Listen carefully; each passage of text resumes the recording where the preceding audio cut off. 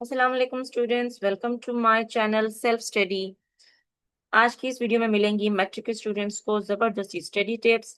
तो बच्चों, मैट्रिक में अच्छे नंबर हासिल करने के लिए आपको पता होना चाहिए पेपर पैटर्न सारे सब्जेक्ट्स का, पेयरिंग स्कीम सारे सब्जेक्ट्स की और टाइम मैनेजमेंट, यानी पेपर वाले दिन आपने टाइम कैसे मैनेज करना है और उसके लिए प्रैक्टिस कैसे करनी है।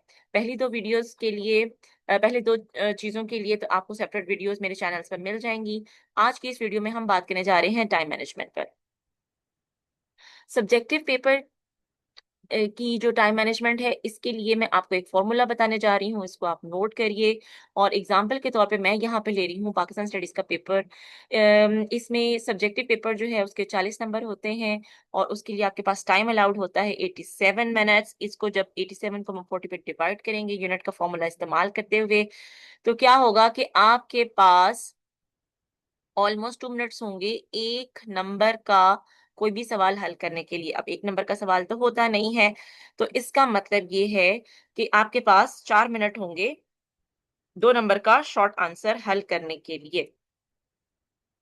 ये देखेंगे यहाँ पर मैंने आपको समझा दिया है।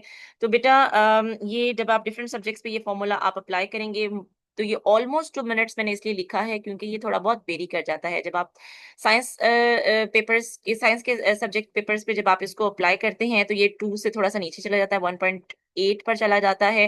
और जब आप उर्दू के पेपर पर इसको अप्लाई करते हैं तो ये 2.12 समथिंग पर चला जाता है। इसलिए बच्चे, आपने अपना टारगेट ये सेट करना है कि एक शॉर्ट आंसर को आपने 4 मिनट से कम टाइम पर आपने इसको सॉल्व करना है। इसी फॉर्मूला को मैं पाकिस्तान स्टडीज का जो सब्जेक्टिव पेपर है उसके ऊपर मैं इसको अप्लाई करके आपको दिखा रही हूँ।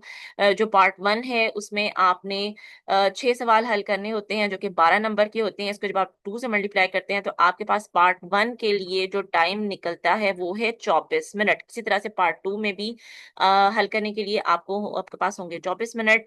पार्ट 3 में क्योंकि आपने 2 सवाल हल करने होते हैं 8-8 मिनट के, तो जो 16 नंबर बन जाते हैं, इसको आप 2 से मल्टीप्लाई करते हैं 32 आ जाता है। इन सबको आप प्लस करते हैं तो आपके पास आ जाता है 80 मिनट्स।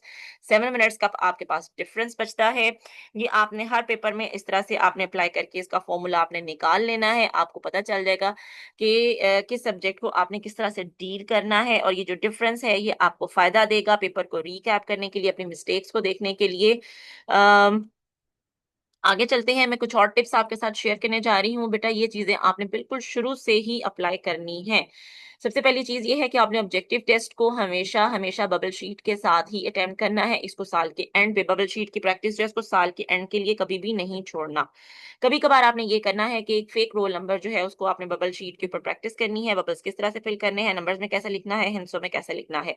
कटिंग्स को हर सूरत में अवॉइड करना है। अपनी डिक्टेशन मिस्टेक्स पर आपने काम करना है, ये बहुत इंपॉर्टेंट है। और अगर गलती हो जाती है तो उसके ऊपर गोल गोल दायरे नहीं बनाने। चेकर बहुत ज्यादा इरिटेट होता है और नंबर काटता है। एक बहुत मजे की और बहुत यूजफुल टिप मैं आपके साथ शेयर करने जा रही हूँ, वो ये है कि जब भी आपने टेस्ट देना है तो आपने स्टार्टिंग टाइम और एंडिंग टाइम उसके ऊपर आपने लिख लेना है। इससे आपको पता चल जाएगा कि आप टाइम से कितना पीछे हैं और मजीद आपको स्पीड बढ़ाने के लिए क्या करना चाहिए। बेटा, पेपर प्रेजेंटेशन जो है इस पर आपने बिल्कुल शुरू से आपने काम करना है। अगर आप इसको साल के एंड के लिए छोड़ेंगे तो आपने जो अपनी टाइम या स्पीड के ऊपर आपने जो है काम, राइटिंग स्पीड के ऊपर जो आपने काम किया है, वो तहस नहस हो जाएगा अगर आप पेपर प्रेजेंटेशन के ऊपर साल के एंड पर जाकर काम करेंगे तो। आज की वीडियो में बस इतना ही। अपना फीडबैक कमेंट सेक्शन में जाकर जरूर दीजिएगा। लाइक करें, सब्सक्राइब करें और अपने फ्रेंड्स के साथ शेयर करें। अगली वीडियो तक के लिए अल्लाह हाफिज।